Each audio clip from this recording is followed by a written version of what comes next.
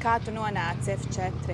Pirmsākums vispār formulē, vai, ja tu arī autobraucējs gribi kādreiz, kartiņas ir pirmais, ar ko tu sāc. Kartingā es nobraucu ļoti ilgi, no 3 gadu vecuma līdz 16 gadiem. Tagad man bija tā iespēja sākt braukt ar formulu, un pēdējos 2 gadus es braucu ar Formulu 4 Itālijā. Jā. Ir daudz tādi jaunie autobraucēji, kuriem ir sapnis izsisties dzīvē.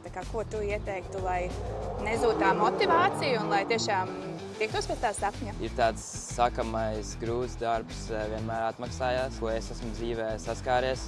Ja tu centīsies un strādāsi ļoti cītīgi un trenēsies un brauksi ļoti daudz, tad tas talants nemaz nav tik svarīgs, kā tu vienkārši uztaisi to talantu pats. Visi, es teiktu, zina, autosports ir diezgan dārgs sports, un man arī ir bijusi šī pieredze, kad nav tie līdzekļi, lai brauktu sacensībās. Bet, ja tu centīsies un parādīsi labus rezultātus, braucot un mākot domāt braukšanas laikā, tie sponsori nāks pie tevīm un būs interesēti tev palīdzēt, strādāt cītīgi un tu tiks līdz tam.